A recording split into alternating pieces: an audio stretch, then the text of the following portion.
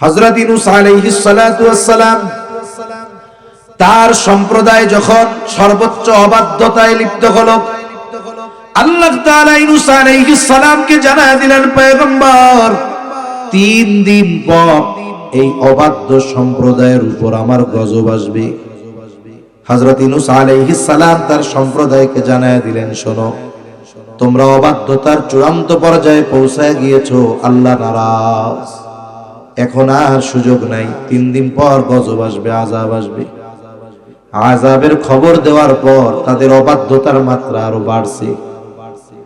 ইউনূস আলাইহিস সালামের সম্প্রদায়ের দৈনন্দিন কাজ ছিল সকালবেলায় ঘুম থেকে উঠে গোসল করে খাওয়া দাওয়া করে কাজে যাওয়ার আগে ইউনূস আলাইহিস সালামের বাড়িতে আসতো। ইউনূস আলাইহিস সালামকে আয়েশা কিছু কষ্ট দিয়ে কথার মাধ্যমে কিছু বলে টলে এরপরে কাজে যাইতো। যখন গজবের খবর দিছে, পরের দিন থেকে লোকের সংখ্যা আরো বাড়ছে, অবাধ্যতা আরো বাড়ছে। পার হয়ে গেছে 2টা দিন। আগামী রাত তাদের গজব আসার রাত। আল্লাহ তাআলা যত অবাধ্য জাতিকে তাদের পাপের কারণে আযাব দিয়েছেন, গজব দিয়েছেন, যখন কোথাও আল্লাহ তাআলা আযাব দেন, গজব দেন, আগে ওই এলাকার যেই নবী তাকে আগে আল্লাহ তাআলা নিরাপদে সরায় নেন, এরপরে আল্লাহ তাআলা পাপীদের উপরে ওই আযাব দেন। অতীতে এমনটাই হয়ে আসতেছে।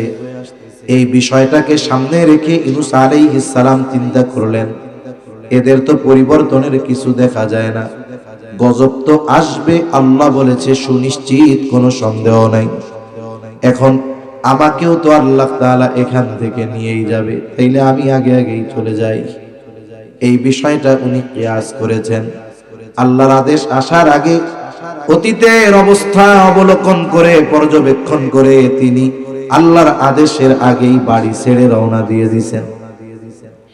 সকাল বেলায় লোকেরা জমা হইছে, আজকে রাত্রে তো গজব আসবে, আজকে স্পেশাল ডে, এই জন্য আসছে ওরা আরো মজা করার জন্য।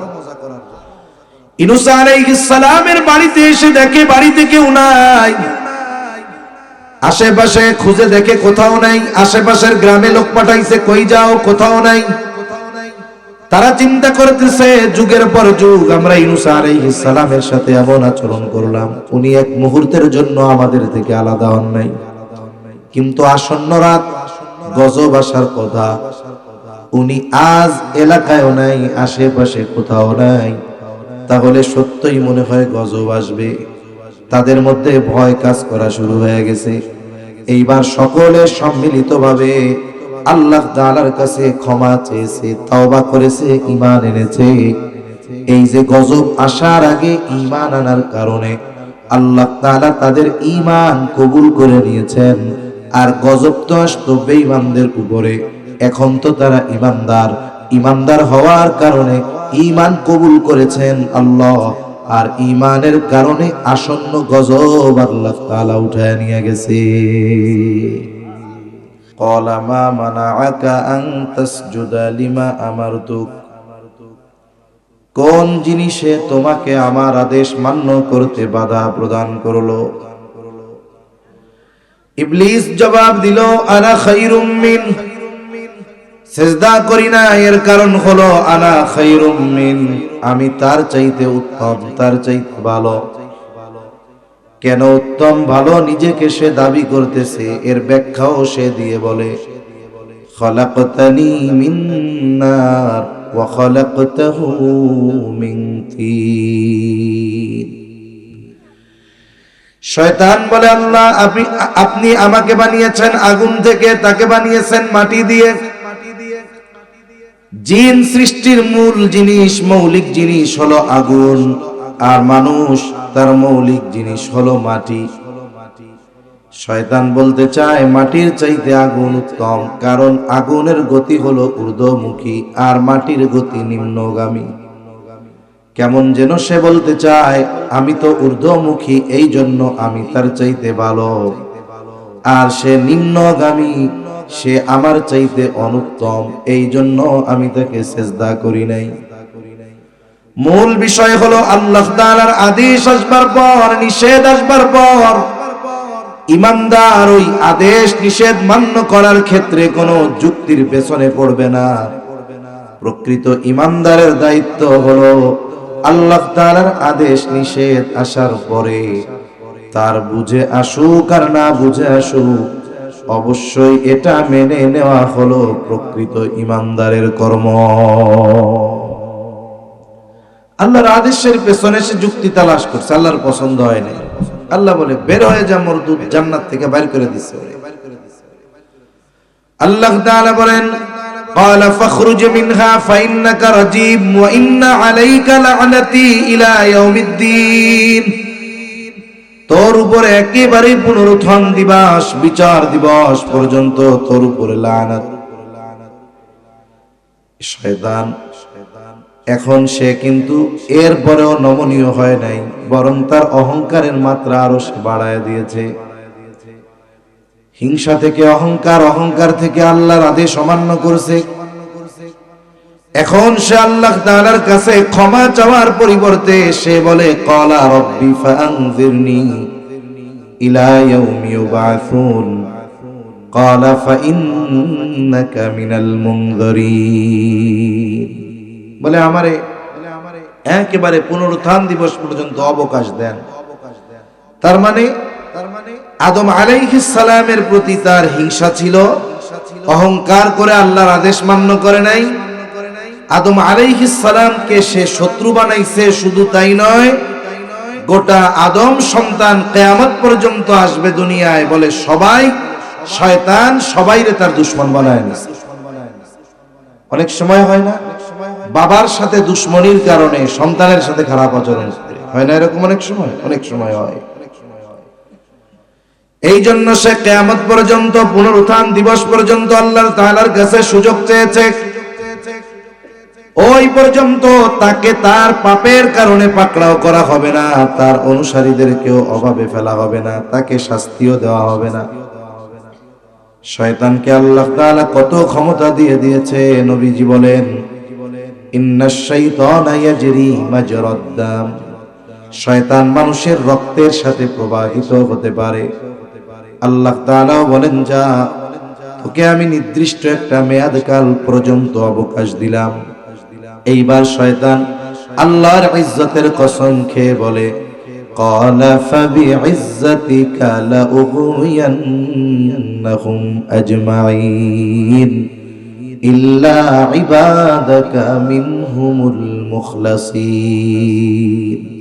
বলে আপনার ইজ্জতের কসম, এইগুলা সবগুলারে আমি পথভ্রষ্ট করে ফেলবো, জাহান্নামের পথে নিয়ে যাব, আপনার অবাধ্যতায় লিপ্ত করব। তার মানে শয়তানের কাজই হইল আল্লাহর পথ থেকে আমাদেরকে ফিরিয়ে পাপাচারের পথে পরিচালিত করা। এটা শয়তানের কাজ, এটা তার মিশন। এজন্য শয়তানের কারণে, শয়তানের ধোঁকায় পড়ে গুনাহ হয়ে যেতে পারে। আমাদের জন্য করণীয় কি? বলে গুনাহ হতে পারে, এটা স্বাভাবিক, কিন্তু তার উপরে স্থির না থাকা। এই জন্য নবীজি সাল্লাল্লাহু আলাইহি ওয়াসাল্লাম বলেন কুল্লু বানি আদম খাত্তাউন ওয়া খায়রুল খাত্তাইন আত-তাওয়াবুন।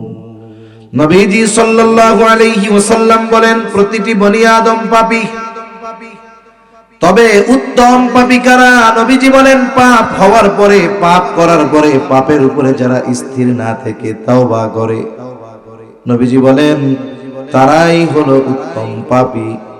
এজন্য আমাদের দ্বারা শয়তানের ধোঁকায় পড়ে গুনাহ হয়ে যেতেই পারে, তবে ওই গুনার উপরে স্থির না থেকে ওই গুনার ব্যাপারে মাপ চাইব কার কাছে? গুনাহ যত বেশি হোক, শয়তানের ধোঁকায় পড়ে মানুষ যত গুনাহ করুক, আল্লাহর মাফ করার ক্ষমতা আছে না নাই? আছে। জিজ্ঞাসা করারও দরকার নাই, মাফ করার ক্ষমতা আল্লাহর আছে আসমান পরিমাণ। যদি কারো গুনাহ হয়, এটাও আল্লাহ ক্ষমা করে দিতে পারে। এজন্য আল্লাহ রাব্বুল আলামিন বান্দাকে অভয় দেন, বান্দা ভয়ের কোনো কারণ নাই। আল্লাহ তাআলা বলেন ইয়া ইবাদিয়াল্লাযীনা আসরাফু আলা আনফুসিহিম লা তাকনাতু মির রাহমাতিল্লাহ। আল্লাহ তাআলা পাপীদেরকে পাপী বলে সম্বোধন করেন নাই। আল্লাহ তাআলা যারা পাপী তাদেরকেও বলতেছেন ইয়া ইবাদি, হে আমার বান্দা। ইয়া ইবাদি, এই বাক্যটার অর্থ আমি আপনাদের সাথে শেয়ার করলাম, আলোচনা করলাম, হে আমার বান্দা। তবে কিছু বাক্য আছে, কিছু কথা আছে, এগুলা শুধু শাব্দিক অর্থের মাধ্যমে এই শব্দের গভীরতা বোঝানো যায় না। শব্দের অর্থ জানলেই এই শব্দের গভীরতা অনুধাবন করা যায় না। শব্দের অর্থ বলা যায়, শ্রবণ করা যায়, কিন্তু শব্দের গভীরতা বোঝার জন্য, অনুধাবন করার জন্য হৃদয়ের প্রয়োজন হয়। এটা দিল দিয়া বোঝা লাগে। তার মানে এই ডাকটার মধ্যে অনেক মায়া আছে, মোহাব্বত আছে, ভালোবাসা আছে, নিরাশার বাণী আছে এই ডাকের মধ্যে। অনেক সময় অনেক মানুষ বড় অসুস্থ হয়ে ডাক্তারের কাছে গেছে। কিছু ডাক্তার আছে দেখবেন, পেশেন্ট বা রোগী সে যত দুর্বল হোক না কেন, যতই অসুস্থ হোক না কেন, তার সাথে এমন ভাবে ডাক্তার কথা বলে, রোগী শোনার পরে মনে করে ওর কিছুই হয় না। আছে না এরকম? মনে করেন অনেক রোগ, তার মরণ ব্যাধি, ডাক্তার এটা শুনে বলে আরে এটা কোনো ব্যাপার হইলো, কত লোকরে আল্লাহ ভালো করে দিছে, আর আপনি পেরেশানি করেন কেন? দেখবেন ওই লোকটি ডাক্তারের এই অভয়বাণী শুনে সে যে মরণ ব্যাধিতে আক্রান্ত, এই সময়ও তার মধ্যে মনোবল জাগ্রত হবে যে আসলে আল্লাহ চাইলে আমার কিছু হবে না। আবার একজনের হইছে খালি পাতলা পায়খানা, ঠান্ডা লাগছে, জ্বর হইছে, কাজ সারছে রে, আপনার তো মনে হয় টাইফয়েড হইছে, করোনা হয়ে গেছে কিনা আল্লাহ জানে, ঠিক নাই। এই যে আসলে ওটার কিছুই হয় নাই, স্বাভাবিক রোগ। কিন্তু ডাক্তার এমন ভাবে তারে বলছে, সে মনে করছে আমার আর বাঁচার কোনো উপায় নাই। এজন্য দেখুন, ডাক্তারের সামান্য কথা মৃত্যু পথযাত্রী অসুস্থ এমন তার অন্তরেও আশার বাতি জ্বালায়া দিতে পারে। আর ডাক্তারের কথার কারণে সুস্থ মানুষও আদামরা হয়ে যেতে পারে, ঠিক কিনা বলেন? করোনার সময় ঠান্ডা লাগলেই মনে হইতো আমি শেষ, আমার মনে হয় ধরছে, আমার আর বাঁচার উপায় নাই। যদি কেউ একটা কোনো মতো হাসি, করোনা ভাইরাস হয়ে আমাকে ফুসফুসের মধ্যে ঢুকে গেছে, এই যে আমাদের ভয় দিতে দিতে শেষ করে দিচ্ছে। তা আল্লাহ তাআলা যদি পাপীরে ডাকতেন হে পাপী, তাইলে এই ডাকের মধ্যে একটা ভয় থাকতো। কিন্তু আল্লাহ তাআলা ডাকতেছে ইয়া ইবাদি, হে আমার বান্দা, আল্লাযীনা আসরাফু আলা আনফুসিহিম, যারা নিজের নফসের সাথে নিজের প্রতি নিজে বাড়াবাড়ি করেছো, এত অন্যায় করেছো, এত পাপ করেছো, এখন মনে করতেছো তোমার পাপ আল্লাহ তাআলা হয়তো ক্ষমা করবে না। অথচ আল্লাহ তাআলার রহমত কত বেশি, কত বেশি। হাদিসে কুদসির ভিতরে আসছে, নবীজি বলেন, আল্লাহ তাআলা বলেছেন সাবাকাত রাহমাতি আলা গযবি, আমার দয়া, আমার রহমত আমার ক্রোধকে অতিক্রম করে গিয়েছে। তাহলে আল্লাহর রাগ বেশি না দয়া বেশি? আল্লাহ তাআলা বলেন, বান্দা তোমরা চিন্তা করো না, যত পাপ হোক আমি আল্লাহর কাছে ক্ষমা চাও, আল্লাহ মাফ করে দিব। এজন্য আল্লাহ বড় আবেগ মায়া নিয়ে ডাক দিয়ে বলেন ইয়া ইবাদিয়াল্লাযীনা আসরাফু আলা আনফুসিহিম, হে আমার বান্দা, তোমরা যারা নিজের উপরে বাড়াবাড়ি করেছো, এত পরিমাণ পাপ তুমি মনে করতেছো আল্লাহ তাআলা হয়তো তোমারে ক্ষমা করবে না। আমার আপনার মালিক আল্লাহ তো এমন দয়াময়, বলে 100 খুন করেছে তাকেও যিনি মাফ করেছেন তিনি কে? 100 খুন করছে আল্লাহ তারাও মাফ করে দিয়েছে। এক লোক 99টা খুন করছে, এরপরে তার মধ্যে অনুশোচনা জাগ্রত হয়েছে যে না, আল্লাহর কাছে মাফ চাওয়া দরকার। মানুষজনকে বলতেছে আমাকে সবচাইতে বড় বিজ্ঞ ব্যক্তির সন্ধান দাও, আমি আমার গুনাহ থেকে আল্লাহর কাছে তওবা করতে চাই। লোকজন একজন আবেদ তথা খ্রিস্টান সন্ন্যাসীর খবরদারে দিছে। এখন সেই ব্যক্তি তো আলেম না, ওই 99 হত্যা করনেওয়ালা ব্যক্তি ওই সন্ন্যাসীর কাছে আসছে, আয়েশা বলে আমি তো 99টা খুন করছি, আমারে কি আল্লাহ মাফ করবে নাকি? ও কয় কও কি, তোমারে আল্লাহ মাফ করবে না? ঠিক আছে, মাপ যেহেতু করবে না, তোরে মাইরা 100টা বুড়াই। এবার ওইটারেও মেরে ফেলছে, 100 সেঞ্চুরি পূরণ করে ফেলছে। আবার কিছুদিন পর তার মধ্যে অনুশোচনা আসছে, মানুষদেরকে বলতেছে আমাকে সবচাইতে বড় বিজ্ঞ ব্যক্তির সন্ধান দাও। মানুষেরা তাকে একজন আলেমের কাছে পরামর্শ দিয়েছে যাওয়ার জন্য। সে একজন আলেমের কাছে গেছে, আলেমকে গিয়া বলে আমি 100 হত্যা করেছি, আল্লাহ তাআলা আমাকে মাফ করবে নাকি? বলে হ্যাঁ, আল্লাহ তোমারে মাফ করে দিবে। ক্ষমার আশার বাতি তার দিলে জাগ্রত হয়ে গেছে। তবে এক কাজ করো, কোথায় যাবা? এক গ্রামে অনেক আবেদ আছে যারা আল্লাহর ইবাদত করে, ওই দিক চলে যাও, ওই গ্রামে যাও, আল্লাহর কাছে ওইখানে গিয়া মাপ চাও, আল্লাহ তোমারে মাফ করে দিবে। লোকটা আল্লাহ তাআলার কাছে পাপ ক্ষমার আশায় রওনা হয়ে গেল। পথিমধ্যে তার মৃত্যুর সময় হয়ে যায়। আমরা জানি, হাদিসের মধ্যে আমরা পড়েছি, আপনারাও শুনেছেন, ইমানদার নেককার বান্দার জান কবজ করার জন্য এক গ্রুপ ফেরেশতা আসে, আর বদকারের জান কবজ করার জন্য আরেক গ্রুপ আসে। এই ব্যক্তির ক্ষেত্রে দুই গ্রুপই হাজির। এক গ্রুপ বলে এটা হলো আমাদের দলের লোক, এটার জান কবজ করার দায়িত্ব আমাদের। আর নেককার বান্দাদের রূহ যারা কবজ করে তারা বলে এই ব্যক্তির রূহ কবজ করার দায়িত্ব আমাদের। এখন দুই গ্রুপের দ্বন্দ্ব, যে কোনো এক গ্রুপ দায়িত্ব পালন করবে। কারা করবে? ফয়সালা দিবেন আল্লাহ। আল্লাহর পক্ষ থেকে ফয়সালা হলো, তোমরা দেখো এই ব্যক্তি যদি আবেদদের গ্রামের কাছাকাছি হয়, যেখান থেকে রওনা দিয়েছে, সেখান থেকে রওনা দেওয়ার পর তার বর্তমান অবস্থান যদি আবেদদের গ্রামের কাছাকাছি হয়, তাইলে নেক বান্দার ফেরেশতা, নেক বান্দাদের রূহ কবজ করার দায়িত্বে যারা, তারা জান কবজ করবে।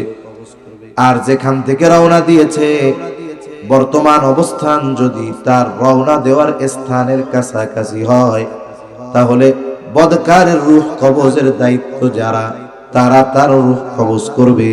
তার মানে নেককারদের জান কবজ করনেওয়ালা ফেরেশতারা যদি তার জান কবজ করে, তাইলে তো সে নেককারদের অন্তর্ভুক্ত হয়ে গেল। এখান থেকে কয়েক ধরনের বর্ণনা পাওয়া যায়। এক নাম্বার বলে, লোকটা পথ চলতে গিয়ে যখন জমিনের উপরে পড়ে গেল, সে থেমে যায় নাই, বুক ঘষে ঘষে কিছু দূর সামনে অগ্রসর হয়ে গেল। এইবার তারা পথ মাপছে, মাইপা দেখে লোকটা পড়ার পর ঘষে ঘষে কিছু দূর সামনে গিয়েছিল। এই কারণে এক বিগত দূরত্ব কাছাকাছি ছিল নেককারদের গ্রামের। এই জন্য নেক বান্দাদের জান যারা কবজ করে, ওই ফেরেশতারা ওই ব্যক্তির রূহ কবজ করে নিয়ে গেল। আরেক বর্ণনা আসছে, লোকটা অল্প পথ আসছে, কাছে তার শুরুর পথ, শুরুর জায়গা, আর দূরে হলো নেককারদের জায়গা। হিসাবে কি? তাইলে যারা বদকারদের জান যেভাবে কবজ হয়, তারটা ওরকম হবে, কারণ সে বদকার। কিন্তু এই ব্যক্তির নিয়ত তো পাক্কা, নিয়তের মধ্যে কোনো ত্রুটি নাই, ক্ষমার উদ্দেশ্যে রওনা দিয়েছে। আল্লাহ তাআলা ওই জমিনকে সম্প্রসারিত করে দিয়েছেন, তার মানে তার থেকে তার বাড়িকে দূরে বানায় দিয়েছেন, আর তার থেকে নেককারদের গ্রামকে আল্লাহ তাআলা কাছাকাছি করে দিয়েছে। এজন্য বান্দা মাফ করার জন্য আল্লাহ তাআলা তৈয়ার। আর বান্দা যদি মাফ চায়, আল্লাহ তাআলা মাফ করার জন্য তো প্রস্তুত। সাথে সাথে বান্দা যদি তাওবা করে আল্লাহর পথে ফিরে আসে, বলে আল্লাহ তাআলা অনেক খুশি হয়। আল্লাহ আমাদের বানাইছেন কি দিয়া? হাদিসের মধ্যে আসছে, আদম আলাইহিস সালামকে আল্লাহ বানিয়েছেন মাটি দিয়ে, আর আমাদেরকে বানিয়েছেন আদম থেকে আলাইহিস সালাতু ওয়াস সালাম। মূল কিন্তু মাটি। মনে করেন আপনি একটা মোমবাতি জ্বালাইছেন, প্রথম আপনার মোমবাতি জ্বালানোর জন্য ম্যাচ লাগছে, ঠিক আছে? কিন্তু আপনার থেকে যদি কেউ মোমবাতি জ্বালায়, ও জ্বালাবে, ওর ম্যাচ লাগবে না, ও আপনার আগুন থেকে নিয়ে মোম জ্বালাইতে পারবে। তাহলে এখানে জবাব দুটো হতে পারে। এখন আপনারটা থেকে আমি মোমবাতি জ্বালাইছি, আমারও যদি বলে মোমবাতি কোথা থেকে জ্বালাইছো, আমি বললাম যে অমকের আগুন থেকে, মোম থেকে জ্বালাইছি। কিন্তু আপনি জ্বালাইছেন যেই জায়গা থেকে, ওটা হলো মূল ম্যাচ থেকে। আল্লাহ তাআলা আদম আলাইহিস সালামকে বানিয়েছেন মাটি থেকে, আমাদেরকে আদম থেকে আলাইহিস সালাতু ওয়াস সালাম। আর মানুষ সৃষ্টির মূল মাটি। তবে আল্লাহ তাআলা নারী পুরুষের মাধ্যমে যখন কোন মানুষ সৃষ্টি করেন, এখানে পদ্ধতি কি? আল্লাহ বলেন খলাকাকুম মিন নুতফা, আমি তোমাদের সৃষ্টি করেছি নুতফা থেকে। মা এবং পিতার মিশ্রিত একটু পানি, যেই পানিটা গায়ে লাগলে ওই অবস্থায় যদি কেউ নামাজ পড়ে, নামাজ হবে না। পোশাকে যদি লাগে, লাইগা থাকলে এই পোশাক গায়ে দিয়ে নামাজ পড়লে নামাজ হবে না। মানুষ যার ওই পানি, সেও এটা মোটামুটি তুচ্ছ মনে করে, ঘৃণা করে। এইরকম এক পানি থেকে আল্লাহ আমাদের বানাইছেন। আমার আপনার মতো এই তুচ্ছ পানি থেকে সৃষ্টি মানুষ, মাটি থেকে সৃষ্টি মানুষ। আল্লাহ তাআলা যদি জাহান্নামে দিয়ে দেয়, আল্লাহর কোনো ক্ষতি আছে নাকি? আমার আপনার মানুষ যদি সব জান্নাতে চলে যায়, আল্লাহ তাআলার কোনো লাভ আছে নাকি? তার মানে আমার আপনার জান্নাত জাহান্নামে যাওয়া না যাওয়ায় আল্লাহ তাআলার কোনো লাভও নাই, ক্ষতিও নাই। কিন্তু এরপরেও কোন বান্দা যদি জাহান্নামের পথ থেকে জান্নাতের পথের পথিক হয়ে যায়, আল্লাহ তাআলা কত খুশি হয়। রাসূলুল্লাহ সাল্লাল্লাহু আলাইহি ওয়াসাল্লাম সাহাবায়ে কেরামকে উপমা দিচ্ছেন। এক ব্যক্তি সফর শুরু করেছে, মরুভূমির পথে সফর। উটের পিঠে তার খাদ্য রসদ যা লাগে সব কিছু বেঁধেছে। উটকে বলা হয় মরুর জাহাজ। পথিক লম্বা পথ অতিক্রম করবার পর ক্লান্ত হয়ে গেছে। দুপুরের পরে সে তার উটটাকে মরুভূমির মধ্যে একটা গাছের সাথে বেঁধে গাছের ছায়ায় শুয়ে পড়ছে। ক্লান্ত পথিক মুহূর্তের মধ্যেই ঘুমায় গেল। এই যে বসন্তকাল চলতেছে এখন, ফাল্গুন মাস পার হয়ে যখন দেখবেন চৈত্র মাস পড়ে, গরমও পড়ে, মানুষ বৈশা বৈশা আবার জিমায় আসে না? গরমের সময় দেখবেন ঘুম বেশি আসে। ক্লান্ত পথিক প্রচন্ড ঘুমায় গেছে। ঘুম থেকে উঠে পথিক দেখে তার উট গাছের সাথে বাঁধা নাই। ক্লান্ত পথিক হতাশ হয়ে গেল, কোথায় গেল তার উট? এই উটের সাথেই তার খাবার, পানি, পাথেয় সব। চারদিকে খুঁজে ফিরে দেখে কোথাও তার উটের কোনো খবর নাই। কারণ উট যদি সে না পায়, খাবার পাবে না, পানি পাবে না। আর উট যদি সে না পায়, তাহলে হয়তো রাতের বেলায় তাকে কোনো হিংস্র প্রাণীর খাবার হতে হবে, অথবা আগামী দিন খানা পানির অভাবে এই মরুভূমির মাঝে তার শরীর সমাধি হয়ে যাবে। সে ঘুম থেকে উঠা উট খুঁজতে খুঁজতে আবার ক্লান্ত, সাথে সাথে সর্বোচ্চ হতাশ। কারণ খোলা ময়দান, বিস্তীর্ণ ময়দান, তাকায় দেখে কোথাও তার উট দেখা যাইতেছে না। নবীজি সাল্লাল্লাহু আলাইহি ওয়াসাল্লাম সাহাবায়ে কেরামকে জিজ্ঞাসা করলেন, এই ব্যক্তি উট খুঁজে পেল না, শুধু তাই না সন্ধ্যা নেমে আসতেছে, বলতো এই মুহূর্তে এই ব্যক্তির অবস্থা কেমন হবে? সাহাবায়ে কেরাম বলে, ইয়া রাসূলুল্লাহ, পৃথিবীর মধ্যে ওই মুহূর্তে ওর চাইতে মুসিবত আর বিপদগ্রস্ত আর কেউ থাকবে না। কারণ সে সাক্ষাৎ মৃত্যুর জন্য অপেক্ষা করতেছে। হয়তো তার মৃত্যুটা হিংস্র প্রাণী খাবার হওয়ার মাধ্যমে হবে, অথবা খানা পানির অভাবে মরুভূমির মধ্যে তার মৃত্যু হবে। দুইটার একটা। এমনি সন্ধ্যা নেমে আসতেছে, সে তো প্রচন্ড হতাশ। হঠাৎ সে তাকায় দেখে দূর থেকে তার উটটা খাবার পানি রসদ সহ তার দিকে ছুটে আসতেছে। নবীজি জিজ্ঞাসা করলেন, বলেন তো, বলো তো এই সময় এই ব্যক্তির অবস্থা কেমন হবে?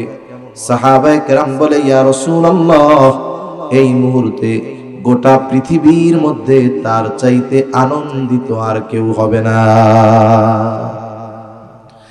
নবীজি সাল্লাল্লাহু আলাইহি ওয়াসাল্লাম বলেন, এই ব্যক্তি তার হারানো উঠবে কত আনন্দিত হয়েছে। অনেক সময় মানুষ খুশিতে ভাষা হারায় ফেলে, এত আনন্দিত হয় কথা বলতে পারে না, কান্না করে দেয়। নবীজি বলেন এই লোকটা যখন দেখলো তার উট রসদ সহ তার দিকে ফিরে আসতেছে, আনন্দে বাসা হারায় ফেলছে।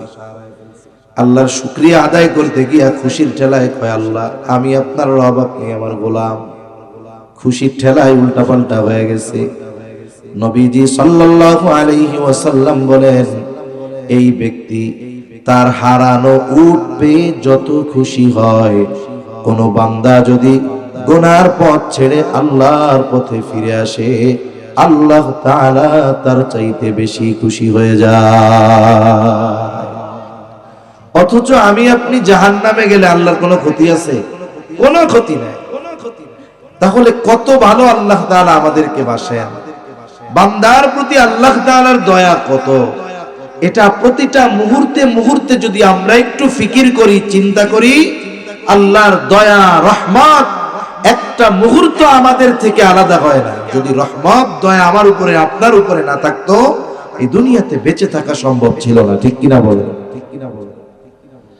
বান্দার প্রতি সবচাইতে বড় মায়া মুহাব্বত আল্লাহ তাআলার, ভালোবাসা আল্লাহ তাআলার। বান্দার জন্য আল্লাহ তাআলার কত দয়া, কত মায়া। রাসূলুল্লাহ সাল্লাল্লাহু আলাইহি ওয়াসাল্লাম বলেন, সহিহ মুসলিমের হাদিস, আবু হুরায়রা রাদিয়াল্লাহু তাআলা আনহু থেকে বর্ণিত, নবীজি বলেন, ইন্না লিল্লাহি মিআতা রাহমাহ, আল্লাহ তাআলার নিকট 100 রহমত বা 100 ভাগ রহমত আছে। কত ভাগ? জোরে বলেন না, কত ভাগ? আনজালা মিনহা রাহমাতান ওয়াহিদাতান বাইনাল জিন্নি ওয়াল ইনসি ওয়াল বাহাইমি ওয়াল হাওয়াই। নবীজি সাল্লাল্লাহু আলাইহি ওয়াসাল্লাম বলেন, আল্লাহ তাআলার নিকট 100 ভাগ রহমত আছে। ওই 100 ভাগ রহমত থেকে 1 ভাগ রহমত আল্লাহ তাআলা গোটা জিন জাতির মাঝে, গোটা মানব জাতির মাঝে আল্লাহ তাআলা ওই 1 ভাগ রহমত থেকে চতুষ্পদ যত জন্তু আছে তাদের মাঝে, বলে যত রকমের কীট পতঙ্গ আছে, প্রাণী আছে, হোক তা জলজ, হোক তা স্থলের, হোক হিংস্র কিংবা বিষাক্ত, ওই আল্লাহ তাআলা 1 ভাগ দয়া রহমত গোটা সৃষ্টি জগতের মধ্যে বন্টন করে দিয়েছে। কয় ভাগ রহমত? 1 ভাগ রহমত। আর এক হাদিসে নবীজি বলেন, ওই 1 ভাগ রহমতের অংশ পেয়েই তো মা এত মুহাব্বত করে সন্তানকে দুধ পান করায়। গোটা সৃষ্টির মাঝে 1 ভাগ, বলে ওই 1 ভাগ থেকে আমার আপনার নবীও পেয়েছেন দয়া মায়া। ওই 1 ভাগের কিছু অংশ আমার আপনার নবী পাওয়ার মাধ্যমে হয়ে গেছে রহমাতুল লিল আলামিন। গোটা সৃষ্টি জগতের জন্য রহমত হয়ে গেছে আমার আপনার নবী ওই 1 ভাগের কিছু অংশ পায়া। সুবহানাল্লাহ কোন। আরে যত হিংস্র প্রাণী আছে এর অন্তরেও মায়া আছে, সমাজের নিকৃষ্ট কুকুর তার অন্তরেও মায়া আছে, বিষধর সাপ এর অন্তরেও মায়া আছে, বলে হিংস্র বাঘ এর অন্তরেও মায়া আছে। এমন কোন প্রাণী নাই তার অন্তরে মায়া নাই, মহব্বত নাই, ভালোবাসা নাই। তাহলে গোটা সৃষ্টি জগতের মধ্যে আল্লাহ বন্টন করলেন 1 ভাগ। এই 1 ভাগের ঠেলায় একে অপরের প্রতি কত মহব্বত, ভালোবাসা। বাকি আল্লাহর কাছে আছে কত ভাগ? আরো জোরে, কত ভাগ? নবীজি সাল্লাল্লাহু আলাইহি ওয়াসাল্লাম বলেন, আখরাল্লাহু লাহু 99 রাহমাহ, আল্লাহ তাআলা বাকি 99 ভাগ রহমত দয়া তার কাছে রেখে দিয়েছেন। কেন? নবীজি বলেন, ইয়াগফিরু বিহি ইবাদাহু ইয়াউমাল কিয়ামাহ। আরেক বর্ণনা, ইয়ারহামু বিহি ইবাদাহু ইয়াউমাল কিয়ামাহ। নবীজি বলেন, ওই 99 ভাগ দয়া রহমত দিয়া আল্লাহ তাআলা কিয়ামতের দিন তার বান্দাদের মাফ করে দিবে। আমি এতক্ষণ যেই কথাটা মূলত বুঝাইতে চাইলাম, আমাদের উপরে আল্লাহর দয়া রহমত কত, আপনারা বুঝতে পারছেন? কে বুঝেন নাই? যে না দয়া মায়া এত বেশি বুঝতে পারি নাই, কেউ আছেন? কমপক্ষে বুঝতে তো পেরেছি যে আমার মা বাবা আত্মীয় স্বজন সবার চাইতে বেশি কে ভালোবাসে? জোরে বলেন না, কে? আল্লাহ ভালোবাসে। যে আল্লাহ আমারে আপনারে এত ভালোবাসে, সেই আল্লাহর নাফরমানি আমরা কেমনে করি? যেই আল্লাহ ক্ষমার দরজা খুলে রাখছে সেই আল্লাহর সাথে নাফরমানি কেমনে করি? গুনাহ হতে পারে স্বাভাবিক, তবে গুনার উপরে স্থির থাকা যাবে না, কারণ আল্লাহ তাআলা ক্ষমার দরজা খুলে রাখছে। দেখুন, আল্লাহ তাআলা বান্দার তওবা কবুল করে তিন সময় পর্যন্ত। কয় সময়? জোরে কম। এক নাম্বার, পশ্চিম দিক দিয়া সূর্য ওঠার আগ পর্যন্ত তাওবার দরজা ওপেন। বেঈমান ঈমান আনবে, আল্লাহ কবুল করে নিবে। তাওবা করবে, পাপী তার সব পাপ আল্লাহ মাফ করে দিবে। এটা হলো আম ভাবে সবার জন্য। দুই নাম্বার, বলে আযাব গজব আসার আগে আল্লাহ তাআলা বান্দা যদি ক্ষমা চায় আল্লাহ মাফ করে দেয়। দুইটা উপমা দেই, বুঝতে সহজ হবে। হযরত ইউনূস আলাইহিস সালাতু ওয়াস সালাম তার সম্প্রদায় যখন সর্বোচ্চ অবাধ্যতায় লিপ্ত হলো, আল্লাহ তাআলা ইউনূস আলাইহিস সালামকে জানায় দিলেন, পয়গম্বর 3 দিন পর এই অবাধ্য সম্প্রদায়ের উপর আমার গজব আসবে। হযরত ইউনূস আলাইহিস সালাম তার সম্প্রদায়কে জানায় দিলেন, শোনো, তোমরা অবাধ্যতার চূড়ান্ত পর্যায়ে পৌঁছায় গিয়েছো, আল্লাহ নারাজ, এখন আর সুযোগ নাই। 3 দিন পর গজব আসবে, আযাব আসবে। আযাবের খবর দেওয়ার পর তাদের অবাধ্যতার মাত্রা আরো বাড়ছে। ইউনূস আলাইহিস সালামের সম্প্রদায়ের দৈনন্দিন কাজ ছিল সকালবেলায় ঘুম থেকে উঠে গোসল করে খাওয়া দাওয়া করে কাজে যাওয়ার আগে ইউনূস আলাইহিস সালামের বাড়িতে আসতো। ইউনূস আলাইহিস সালামকে আয়েশা কিছু কষ্ট দিয়ে কথার মাধ্যমে কিছু বলে টলে এরপরে কাজে যাইতো। যখন গজবের খবর দিছে, পরের দিন থেকে লোকের সংখ্যা আরো বাড়ছে, অবাধ্যতা আরো বাড়ছে। পার হয়ে গেছে 2টা দিন।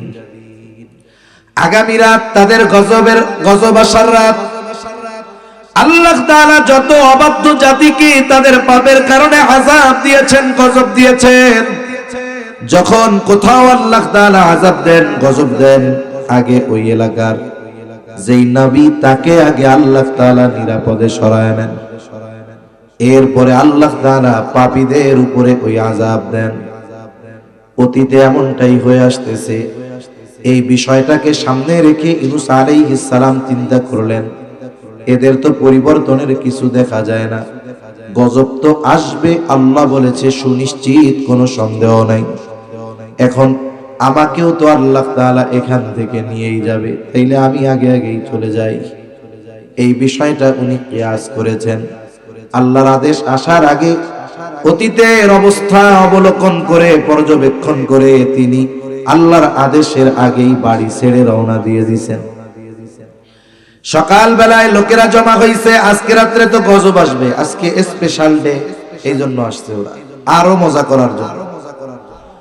ইউনূস আলাইহিস সালামের বাড়িতে এসে দেখে বাড়িতে কেউ নাই। আশেপাশে খুঁজে দেখে কোথাও নাই। আশেপাশের গ্রামে লোক পাঠাইছে, কই যাও, কোথাও নাই। তারা চিন্তা করতেছে, যুগের পর যুগ আমরা ইউনূস আলাইহিস সালামের সাথে এমন আচরণ করলাম, উনি এক মুহূর্তের জন্য আমাদের থেকে আলাদা হন নাই। কিন্তু আসন্ন রাত, গজব আসার কথা, উনি আজ এলাকায়ও নাই, আশেপাশে কোথাও নাই। তাহলে সত্যই মনে হয় গজব আসবে। তাদের মধ্যে ভয় কাজ করা শুরু হয়ে গেছে। এইবার সকলে সম্মিলিতভাবে আল্লাহ তাআলার কাছে ক্ষমা চেয়েছে, তওবা করেছে, ঈমান এনেছে। এই যে গজব আসার আগে ঈমান আনার কারণে আল্লাহ তাআলা তাদের ঈমান কবুল করে নিয়েছেন। আর গজব তো আসতো বেঈমানদের উপরে, এখন তো তারা ঈমানদার হওয়ার কারণে ঈমান কবুল করেছেন আল্লাহ। আর ঈমানের কারণে আসন্ন গজব আল্লাহ তাআলা উঠায় নিয়ে গেছে। তাহলে ইউনূস আলাইহিস সালামের সম্প্রদায়ের তওবা আল্লাহ কবুল করেছেন কেন? বলে আযাব আসার আগে তওবা করেছে, ঈমান এনেছে।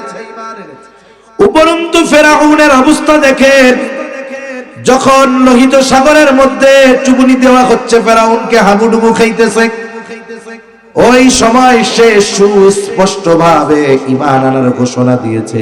আল্লাহ তাআলা বলেন, হাত্তা ইযা আদরাকাহুল গরাকু ক্বালা আমানতু আন্নাহু লা ইলাহা ইল্লাল্লাযী আমানাত বিহি বানু ইসরাঈল ওয়া আনা মিনাল মুসলিমিন। ফিরআউন বলে আমানতু আন্নাহু লা ইলাহা ইল্লাল্লাহ, আমি ঈমান আনলাম যে আল্লাহ ছাড়া কোনো ইলাহা নাই। আল্লাযী আমানাত বিহি বানু ইসরাঈল, বনি ইসরাঈল যার উপরে ঈমান এনেছে আমিও তার উপরে ঈমান আনলাম। ওয়া আনা মিনাল মুসলিমিন, আমি তো মুসলমানদেরই একজন। বলেন তো ঈমান আনার জন্য এর চাইতে সুস্পষ্ট বক্তব্যের আর দরকার আছে নাকি? নাই। কিন্তু এই সুস্পষ্ট বক্তব্য দেওয়ার পরেও আল্লাহ তাআলা তার ঈমান কবুল করে নাই।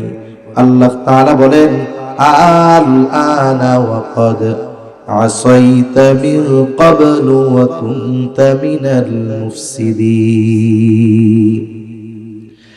এখন তো তোমার ঈমান কবুলের টাইম শেষ, এখন ঈমান আনার ঘোষণা দিচ্ছ, এখন তো আর কবুল হবে না।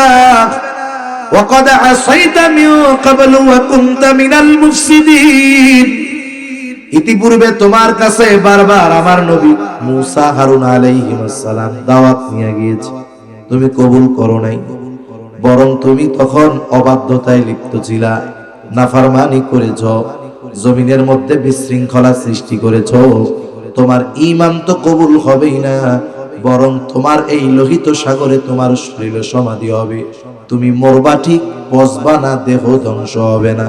আল্লাহ তাআলা বলেন ফালইয়াউমা নুনাজ্জিকা বিবাদানিকা লিতাকুনা লিমান খালফাকা আয়া ওয়া ইন্না কাসীরাম মিনান নাস আন আয়াতিনা লাগাফিলুন। আল্লাহ তাআলা বলেন ফালইয়াউমা নুনাজ্জিকা বিবাদানিক, আজ আমি তোমার দেহকে সংরক্ষণ করব। 1000 বছর পানির তলদেশে ফেরাউনের দেহ পচে নাই, মাছে খায় নাই, গলে যায় নাই, হেফাজত করেছেন কে? এত যত্ন কইরাই জালেমের দেহটারে কেন হেফাজত করলো আল্লাহ? বলে কিয়ামত পর্যন্ত যত জালেম দুনিয়ায় আসবে তাদের জন্য। এজন্যই আল্লাহ তাআলা বলেন লিতাকুনা লিমান খালফাকা আয়া, আমি তোমাকে হেফাজত করব, সংরক্ষণ করব এই জন্য যাতে করে তুমি তোমার পরবর্তীদের জন্য নিদর্শন হও। ফেরাউন তো একজন শাসক, তাই না? পৃথিবীর জালেম শাসকেরা যেন চিন্তা করে যে এই জুলুমের কারণে, খোদার অবাধ্যতার কারণে তার কি পরিণতি হয়েছে।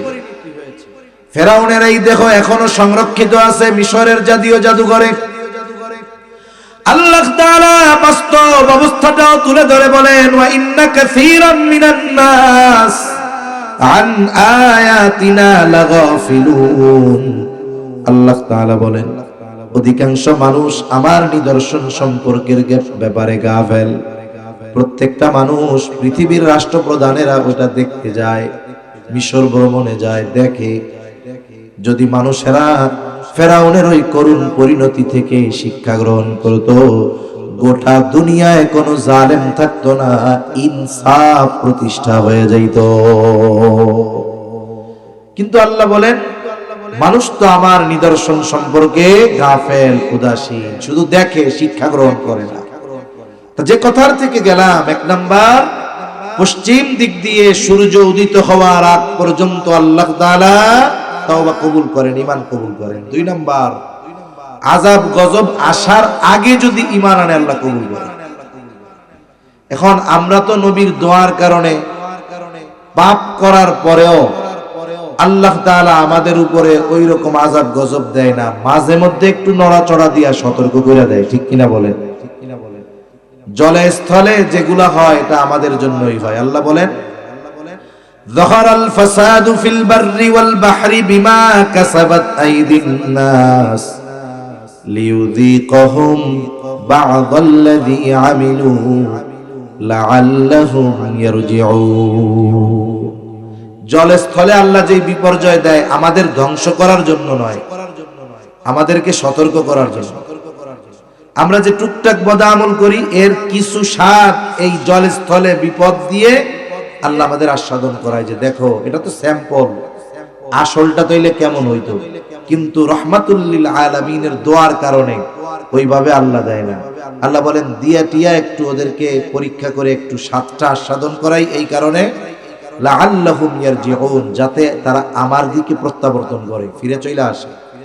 অনেক সময় সন্তান যদি পাপ করে পিটায় না, বাপ মার দেয় না, শিক্ষক মার দেয় না, মাইরে ফেলানোর জন্য দেয় না। জোরে বলেন, মারার জন্য দেয়? কি জন্য দেয়? ভালো হয়ে যাওয়ার জন্য। ওই মায়ের যদিও ব্যথা লাগে কিন্তু ওর মধ্যে মহব্বত থাকে। আল্লাহ তাআলা মাঝে মধ্যে এরকম হালকা পাতলা দেয় যাতে আমরা এই হালকা পাতলা আযাব অনুভব করে আল্লাহর দিকে ফিরে চলে আসি। আল্লাহ এটা চায় তারা আমার পথে চলে আসুক। যদি ধ্বংস করার জন্য দিত, এটা এক সেকেন্ডেরও ব্যাপার না আল্লাহর জন্য, ঠিক কিনা বলেন? এজন্য পাপ থেকে আমাদের ফিরতে হবে।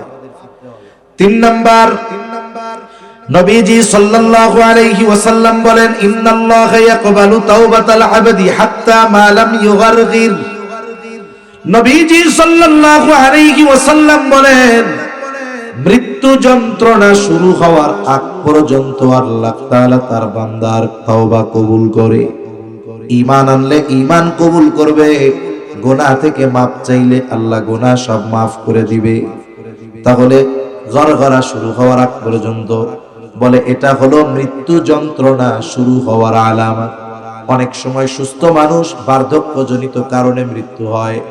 বলে যখন সুস্থ, হঠাৎ তার কোনো রোগও নাই, শ্বাসকষ্ট কিচ্ছু নেই, হঠাৎ তার শুরু হয় গড়গড় আওয়াজ, সে এক দৃষ্টিতে অপলক নয়নে চেয়ে থাকে আর একদিকে, মনে হয় সে কি যেন দেখতেছে, অপর দিক দিয়া গড়গড় গড়গড় আওয়াজ শুরু হয়ে যায়।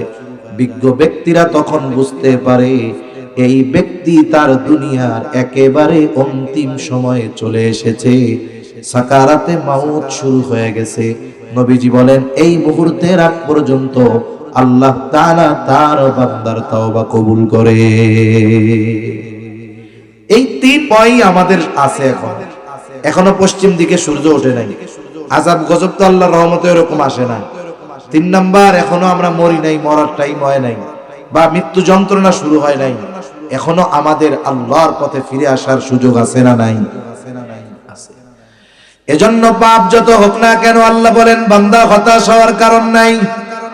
লা তাকনাতু মির রাহমাতিল্লাহ, তোমরা আমার দয়ার ব্যাপারে নিরাশ হও না, শুধু মাপ চাও। ইন্নাল্লাহা ইয়াগফিরুয যুনুবা জামিআ ইন্নাহু হুয়াল গফুরুর রহিম। এখন শুধু আল্লাহ তাআলার কাছে একনিষ্ঠ চিত্তে ক্ষমা চাওয়া দরকার।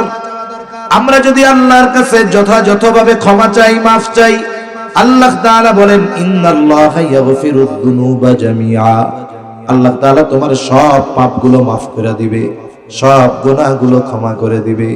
কেন? বলে আল্লাহ তো গফুর, আল্লাহ তো রহিম, আল্লাহ তো ক্ষমাশীল, আল্লাহ তো অতি দয়াময়। এই জন্য বান্দা যদি আল্লাহর কাছে যথাযথভাবে ক্ষমা চায়, আসমান পরিমাণ গুনাহ হলে যিনি মাফ করে দেন তিনি কে? ইমাম নববী রাহমাতুল্লাহি আলাইহি বলেন তাওবা কবুলের প্রথম প্রধানত শর্ত হইল 3টা। যদি বান্দার হক সম্পৃক্ত না হয় তাহলে, আর যদি বান্দার হক সম্পৃক্ত হয় তাহলে শর্ত হলো 4টা। 1 নাম্বার শর্ত বলে যেই গুনাহ করতেছিল তার থেকে ফিরে আসবে, বাদ দিবে, তাওবা করবে, প্রত্যাবর্তন করবে, ফিরে আসবে গুনাহ থেকে। 2 নাম্বার, ভবিষ্যতে ওই পাপ না করার ব্যাপারে দৃঢ় প্রতিজ্ঞাবদ্ধ হবে। তাহলে 1 নাম্বার গুনাহ থেকে ফিরতে হবে। দেখুন, গুনাহ জারি থাকা অবস্থায় ওই গুনার জন্য যদি মাফ চাওয়া হয় আল্লাহ মাফ করে না। অনেকে আছে ঘরে গুনাহ চলে, মসজিদে গিয়া মাফ চায়, কাজ হবে? আগে ঘরের গুনাহ বন্ধ করতে হবে, এরপরে না মাফ চাইতে হবে। তাহলে 1 নাম্বার বলে গুনাহ থেকে ফিরতে হবে, বাদ দিতে হবে। ভবিষ্যতে ওই পাপ না করার ব্যাপারে দৃঢ় প্রতিজ্ঞাবদ্ধ হতে হবে। 3 নাম্বার, অতীতে যেই পাপ হয়েছে এর ব্যাপারে অনুশোচনা করতে হবে, ইস্তেগফার করতে হবে, আল্লাহর কাছে ক্ষমা চাইতে হবে। তাহলে গুনাহ থেকে ফেরা, ভবিষ্যতে না করা, অনুতপ্ত হয়ে ক্ষমা চাওয়া, এই তিন শর্ত ঠিক রেখে কোন আল্লাহর বান্দা যদি আল্লাহ তাআলার কাছে তওবা করে আল্লাহর দিকে ফিরে আসে, তার সব গুনাহগুলো মাফ করে দিবে কে? যত গুনাহ হোক, আল্লাহ তাআলার দয়া রহমতের শেষ নাই, আল্লাহ মাফ করে দিতে পারে।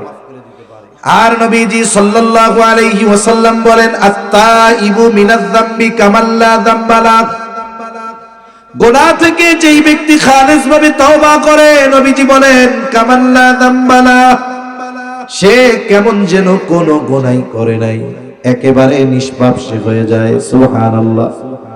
বরং খালেস তওবা করার কারণে আল্লাহ তাআলা তার অতীতের গুনাহগুলোকে নেকের দ্বারা বদল করে দেয়।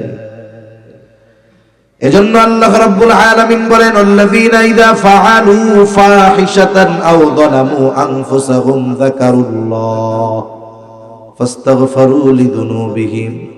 হায়রে, অশ্লীল কাজের সাথে লিপ্ত হয়ে যায়, পাপাচারে লিপ্ত হয়ে যায়, যত পাপ হোক আল্লাহর কথা স্মরণ করে যায়। বান্দা যখন আল্লাহ তাআলার কাছে ওই গুনাহগুলোর ব্যাপারে ক্ষমা চায়, আল্লাহ কত আবেগ দরদ নিয়ে বলে, আরে গুনাহ হইছে, মাফ আমি করব না তো কে করবে? ওয়া মাইয়াগফিরুয যুনুবা ইল্লাল্লাহ। আরে আল্লাহ ছাড়া কে পাপ থেকে মাফ করবে? এই কথাগুলোর ভেতরে কত যে রহমত, কত যে দয়া, কত মায়া বান্দার মধ্যে আমরা যদি অনুধাবন করতে পারতাম, পাপাচারে লিপ্ত হতাম না।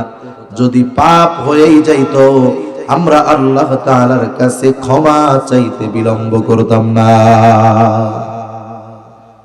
আবু দাউদের এক বর্ণনার মধ্যে আসছে, আবু বকর সিদ্দিক রাদিয়াল্লাহু তাআলা আনহু থেকে বর্ণিত এই হাদিসটা।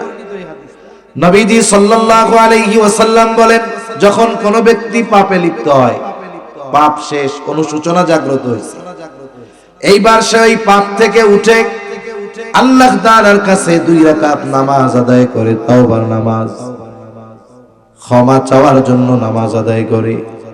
আল্লাহর নবী বলেন, এই নামাজ আদায় করলো তাওবার নামাজ, এই তাওবার কারণে আল্লাহ তাআলা তার কৃত গুনাহ মাফ করে দেয়।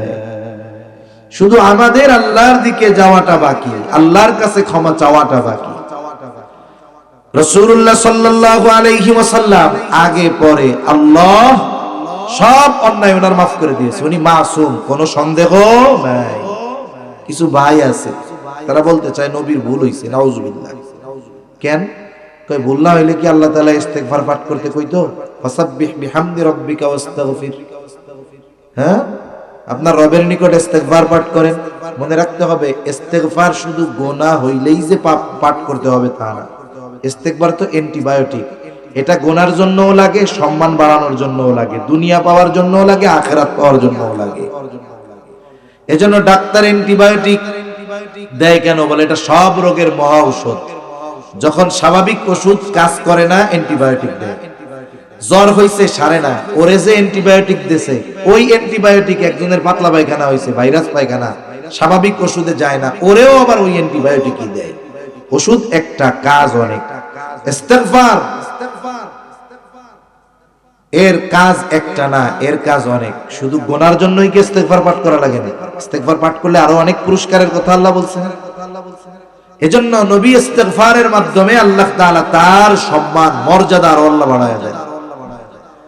নবীজির আগে পরে কোনো পাপ নাই, নবীজি মাসুম। নবীজি কেমন নামাজ পড়তেন? আয়েশা সিদ্দিকা রাদিয়াল্লাহু তাআলা আনহা বলেন, দীর্ঘ কিরাত পড়তেন, দীর্ঘ সময় দাঁড়ায় থাকতেন, দীর্ঘ সময় রুকু করতেন, দীর্ঘ সময় সিজদা করতেন। অন্যান্য অবস্থার মধ্যে তো একরকম, নবীজি এত লম্বা সিজদা করতেন। আয়েশা সিদ্দিকা রাদিয়াল্লাহু তাআলা আনহা বলেন, আমরা অনেক সময় মনে করতাম নবীজি মনে হয় সিজদার মাধ্যমে আমাদের ছেড়ে চলে গিয়েছে, নবীজি মনে হয় নাই। আমাদের অন্তরে সংশয় আসতো, চিমটি কাটতাম পায়ের মধ্যে, নবীজি পা নড়াচড়া করতেন, আমরা নিশ্চিন্ত হতাম যে না, নবীজি আমাদের মধ্যে আছেন। এত কষ্ট করে নবী নামাজ পড়তেন, পা ফুলে যাইতো। আমি বলতাম ইয়া রাসূলুল্লাহ সাল্লাল্লাহু আলাইহি ওয়াসাল্লাম, আল্লাহ তাআলা আপনার আগে পরের সব মাফ করে দিয়েছেন, তাই এত কষ্ট করে ইবাদত করার কারণ কি? এই জন্যই কথাটা বলতো। কিন্তু এই কথার জবাবে নবীজি কি বলেন? নবীজি বলেন আফালা আকুনা আবদান শাকুরা। হে আয়েশা, যে আল্লাহ আমাকে এত নেয়ামত দিয়েছেন, আমার আগে পরের সব মাফ করে দিয়েছেন, আমি কি ওই মালিকের শুকরগুজার বান্দা হব না? এই নবী কি বলতেছে? নবীজি সাল্লাল্লাহু আলাইহি ওয়াসাল্লাম বলেন যার কোনো পাপ নাই সব মাফ। এই নবী বলেন আল্লাহি ইন্নী লা আস্তাগফিরুল্লাহ ওয়া আতুবু ইলাইহি ফিল ইয়াউমি মিআতা মাররা। নবীজি সাল্লাল্লাহু আলাইহি ওয়াসাল্লাম বলেন আল্লাহর শপথ, ওয়াল্লাহি ইন্নী লা আস্তাগফিরুল্লাহ ওয়া আতুবু ইলাইহি, আমি আল্লাহর নিকট দৈনিক 100 বার তওবা ইস্তেগফার করি। কতবার? যিনি করেন তার কি একটা গুনাহ আছে? একটা গুনাহও নাই। তিনি করেন 100 বার, কত গুরুত্ব সহকারে করেন। অথচ আমাদের অবস্থা কি? গুনার শেষ নাই, আমরা 10-12 পড়ার টাইম পাই না। নামাজের পরে 3 বার পড়ার কথা, তাও আমরা নামাজের পরে পড়ার কথা আছে ইস্তেগফার, আমরা তাও পড়ি না। এজন্য আজকের কথা আমার শেষ কথা শেষ।